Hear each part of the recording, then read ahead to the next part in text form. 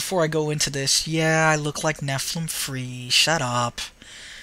I'm borrowing my roommate's setup because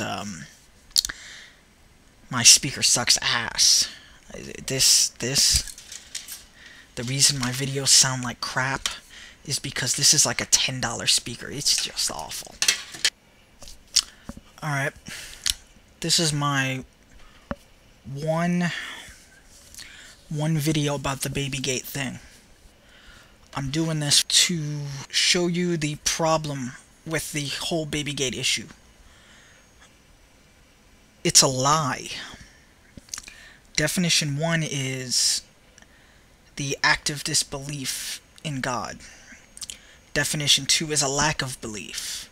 Christians pretty much rule the world demographically, so of course that's the definition that's being used. Who cares? They're both there. By definition, both sides are right. It is both those things. By definition. In fact, it's in the dictionary. Both of them.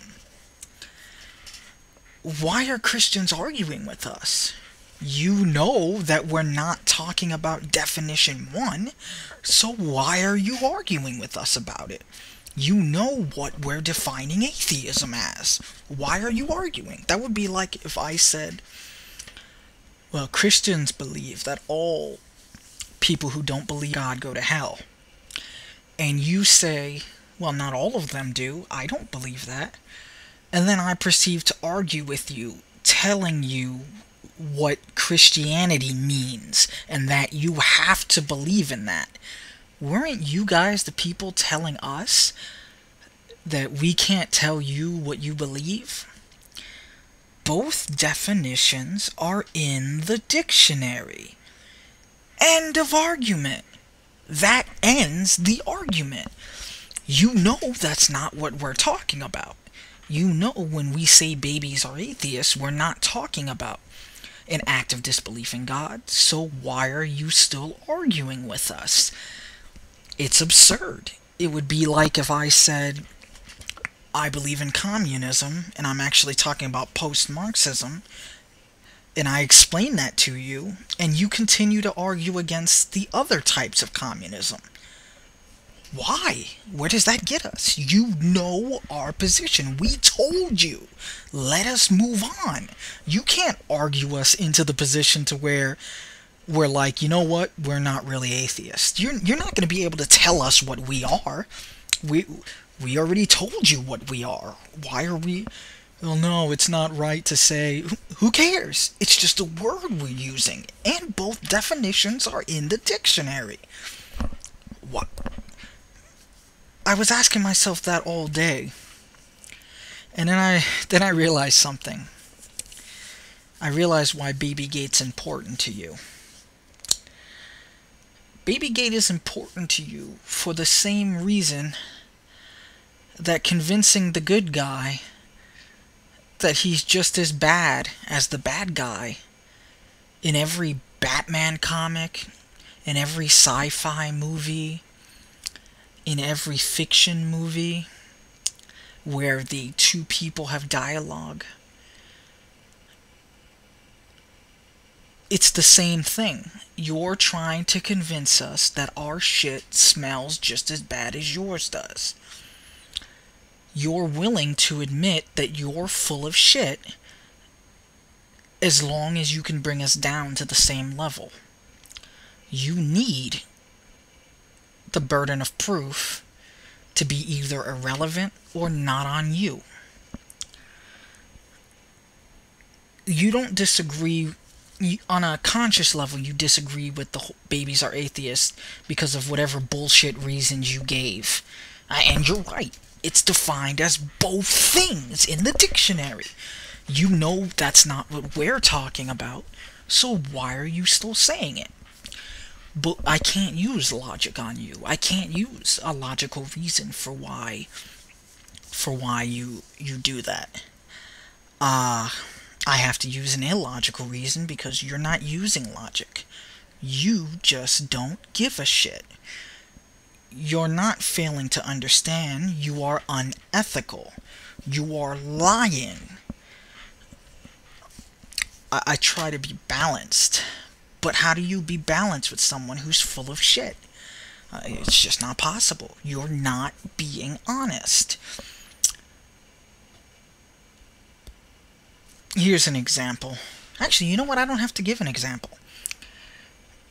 This whole issue is not about babies at all. It's not about what atheism is defined as. What is the biggest push that Christians are trying to push? Both moderates and extremists. I'm not saying you're the same. I'm saying with this particular issue, you all hold the same belief. You're trying to show that atheism is just as irrational as theism. You know you're wrong. Because you notice you're not arguing that theism is rational. You do that afterwards. But first you try to show how atheism is also irrational. A YouTuber that invited me to be part of the Rational Roundtable. Again, this is the second time this, I think it's called the Rational Round. That thing where every week they have a conversation or something. I want to be part of it. Before I couldn't because of the time. But the people who are involved in Rational Roundtable, while most of the time you are rational, I try not to get stuck in a false dichotomy between they're either dumb or irrational or evil, or in this case dishonest. But you're not really giving me much of a choice. In fact, the person who invited me made a video, and in one sentence he said something to the degree of why the burden of proof doesn't matter outside of a court of law. And he said that Superfly, it's the Superfly, made a video about that. Now, I couldn't find it. I looked through his videos. I liked the guy. I looked through his videos. I liked his videos. I'm subscribed. And I dearly hope that he didn't make a video like that. The burden of proof is not important. You see? The first thing they try to do is show how you're just as bad as them.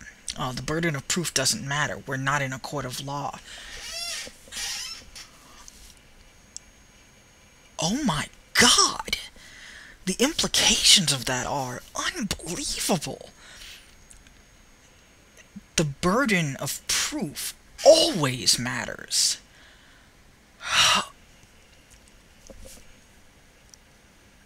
Oh, maybe it's just me, but I don't even want to know anyone who doesn't think the burden of proof matters. I can't even imagine. It's literally unfathomable to me. The burden of proof is not important? So anyone who makes a claim, you're now charged with disproving that claim?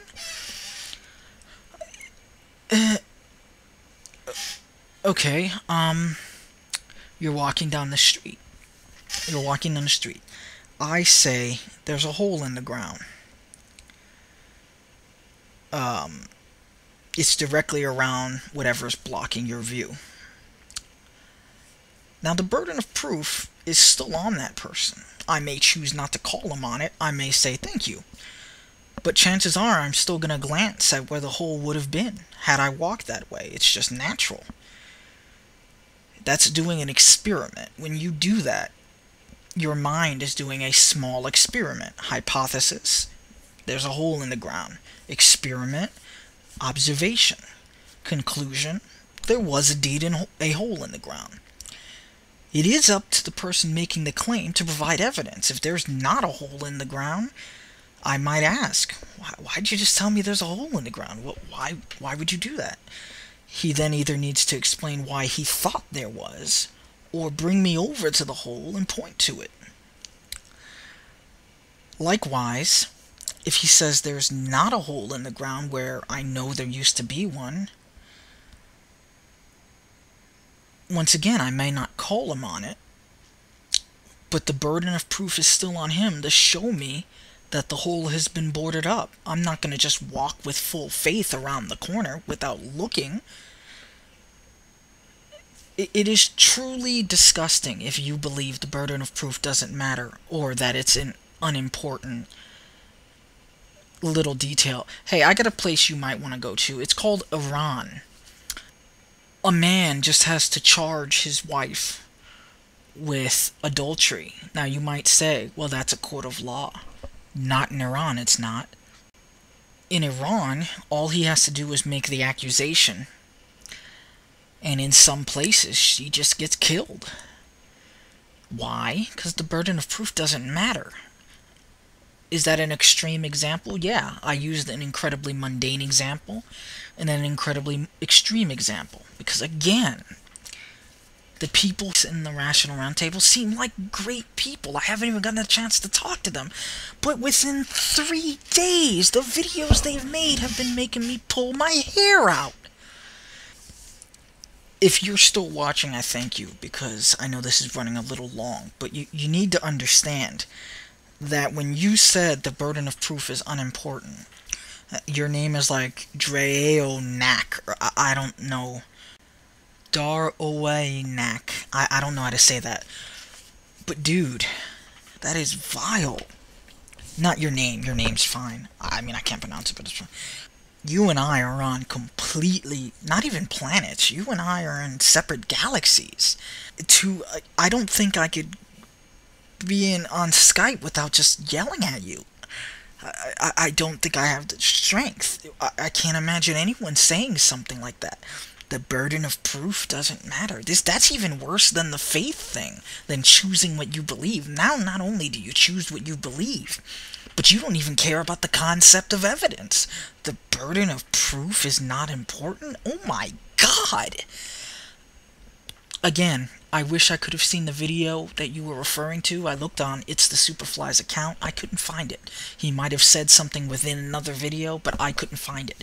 Oh, and It's the Superfly. Man, I really hope you did not make an argument against the thing that all logic and everything is based on. Oh, that's disgusting. That's the fundamental difference between Christians and atheists. I would fight to the death for your right to believe, but you're still not right to believe. There's a difference between a shadow of a doubt and a reasonable doubt. Do you have the right to believe something even when you can't believe it beyond a shadow of a doubt? Yeah, you do. Are you reasonable to do so? Yeah, you are. I believe in things beyond that are not beyond the shadow of a doubt. I can't believe in any. The only thing I know beyond the shadow of a doubt is that I exist. But that's not the standard we use for things. You need to show beyond a reasonable doubt that your God exists. If you cannot show beyond a reasonable doubt, then by definition, your beliefs are unreasonable. I repeat, if you cannot show beyond a reasonable doubt, your beliefs are unreasonable. By definition. Ooh, I can't even imagine that. You please respond to this. Or even I am. If you don't want to respond because you find my response really bad and you don't want to link anyone to me, just send me a private message. Because just within like 2 days, the whole all babies are atheist thing, and you guys are right. Both sides are right. It's defined as both things in the dictionary. I don't see how this is an argument. You know what we mean, and we know what you mean. Why are we arguing about this? We have different definitions of atheism. No, there are actually 2 different definitions of atheism in the dictionary.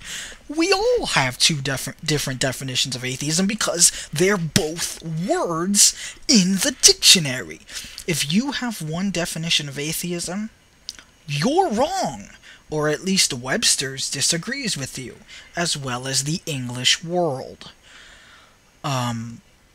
There's two definitions. That's all there is to it. Just like there's many denominations of religions, and there's many schools of thought of philosophy, and there's different definitions of the word philosophy.